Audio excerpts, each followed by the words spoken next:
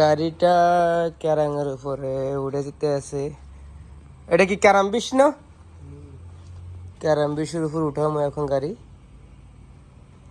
দেখি এর ভিতরে কি রোগ আছে, আমরা ইনসান আছে ধরতে পারিনি।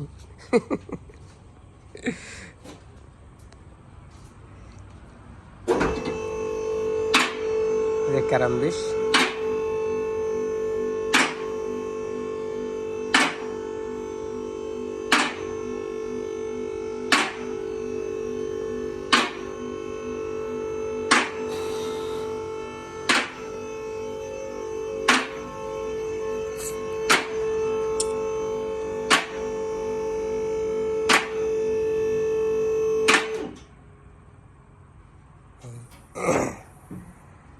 একটা গ্যারেজে এরকম একটা ক্যারামবিশের প্রয়োজন।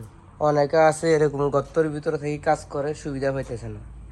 একটা ক্যারামবিশ হইলে যতটুক প্রয়োজন অতটুকু উঁচে নিচে করণ যায়। আর এই গাড়ি যদি আমি ওয়াশ করতে তো 500 দারাম নিব। 500 দারাম আমার মনে হয় ওয়াশ করব না যত সম্ভব। কি পরিস্থিতি গাড়ির! হ্যাঁ ভাইয়া, গাড়িও 500 দারামে ওয়াশ করব আমার মনে হয় না।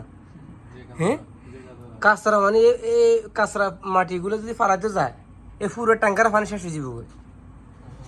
ঠিক আছে না? এই যে গাড়ির ভিতরে সব ইঞ্জিন।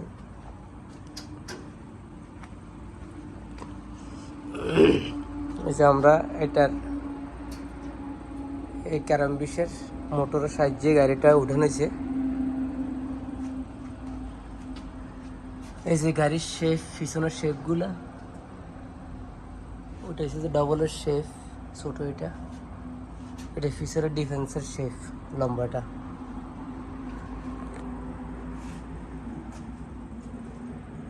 এই গাড়িটা বারবার নিয়ে আসি, একবার এক একটা খারাপ হয়ে যায়।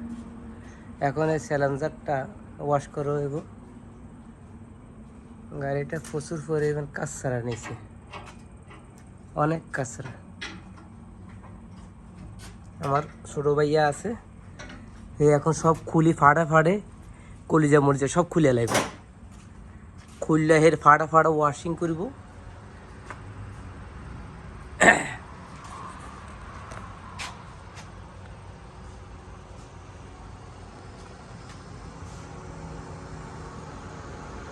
রিভিয়া গাড়িটা তো আমার দোস্ত।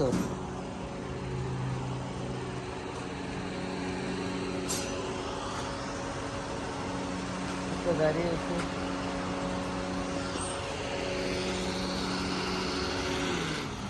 রে হম সাহেব, এই যে আমার দোস্ত আছে মামুন খান, नहीं बुझी तो। और सुनाओ। सलाम अलैकुम, कैसा है भैया? ठीक ठाक खैरियत है? একটা প্রিভিয়ার মালিক এবং 3টা দোকানের মালিক আবার, মাশাআল্লাহ। আমি দোয়া করি আরো উপরে যাবেন না। হ্যাঁ, এই যে আমাদের মামুন ভাই 3টে দোকানের মালিক, মাশাআল্লাহ। কবে আসছেন বাড়িতে? 15 দিন। হ্যাঁ, ভালো আছে সবাই? এই গাড়ি ডালে বহুত মুসিবত আছে, একবার এক একটা খারাপ হয়েছে উজবার তো।